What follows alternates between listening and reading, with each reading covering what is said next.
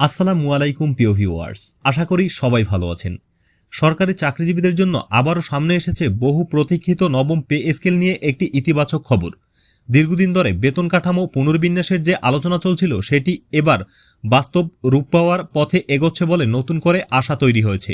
জানা গেছে 2026-27 অর্থবছরে আসন্ন জাতীয় বাজেটে নবম পে স্কেল বাস্তবায়নের লক্ষ্যে বিশেষ বরাদ্দ রাখার নীতিগত সিদ্ধান্ত নিয়েছে সরকার।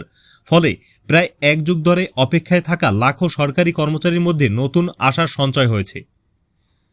সংশ্লিষ্ট সূত্রে জানা গেছে, জীবনযাত্রার ব্যয় বৃদ্ধি, বাজার দর এবং বর্তমান মুদ্রাস্ফীতির চাপ বিবেচনায় নিয়ে সরকারি কর্মচারীদের বেতন কাঠামো নতুনভাবে সাজানোর কাজ এগিয়ে নেওয়া হচ্ছে।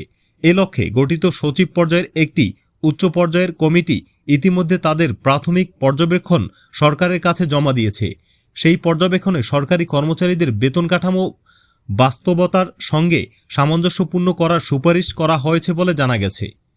সবচেয়ে গুরুত্বপূর্ণ বিষয় হল, কমিটির সুপারিশে নবম পে স্কেলে একবারে পুরোপুরি কার্যকর না করে ধাপে ধাপে বাস্তবায়নের প্রস্তাব রাখা হয়েছে। অর্থাৎ সরকার একসঙ্গে বড় আর্থিক চাপ না নিয়ে কয়েকটি ধাপে নতুন বেতন কাঠামো বাস্তবায়নের পথে হাঁটতে পারে। এতে একদিকে যেমন সরকারি কর্মচারীরা নতুন বেতন কাঠামোর সুবিধা পেতে শুরু করবেন, অন্যদিকে সরকারের ওপর হঠাৎ করে অতিরিক্ত আর্থিক চাপও কিছুটা নিয়ন্ত্রণে রাখা সম্ভব হবে। বিশ্লেষকরা বলছেন, নবম পে স্কেল বাস্তবায়িত হলে সরকারি চাকরিজীবীদের ক্রয় ক্ষমতা বাড়বে, যা দেশের অভ্যন্তরীণ অর্থনীতিতে ইতিবাচক প্রভাব ফেলতে পারে। বাজারে অর্থের প্রবাহ বাড়বে, ভোগ্যব্যয় বাড়ার এবং সামগ্রিক অর্থনৈতিক কার্যক্রমও আরও গতিশীল হতে পারে। তবে একই সঙ্গে সরকারের রাজস্ব ব্যবস্থাপনার বাড়তি চাপ তৈরি হওয়ার সম্ভাবনা রয়েছে। আর সে কারণেই ধাপে ধাপে বাস্তবায়নের কৌশলকে অনেকেই বাস্তবসম্মত ও ভারসাম্যপূর্ণ সিদ্ধান্ত হিসেবে দেখছেন। এখন সব নজর থাকবে আসন্ন জাতীয় বাজেট ঘোষণার দিকে। বাজেটে যদি আনুষ্ঠানিকভাবে এই বিশেষ বরাদ্দের ঘোষণা আসে, তাহলে সেটিই হবে নবম পে স্কেল বাস্তবায়নের সবচেয়ে বড় অগ্রগতি।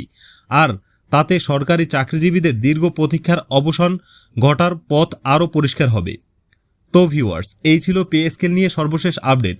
যদি আজকের ভিডিওটি ভালো লাগে তাহলে অবশ্যই একটি লাইক দিবেন, বন্ধুদের সঙ্গে শেয়ার করবেন এবং এ ধরনের ভিডিও নিয়মিত পেতে চাইলে চ্যানেলটি সাবস্ক্রাইব করে সাথেই থাকবেন। আল্লাহ হাফেজ।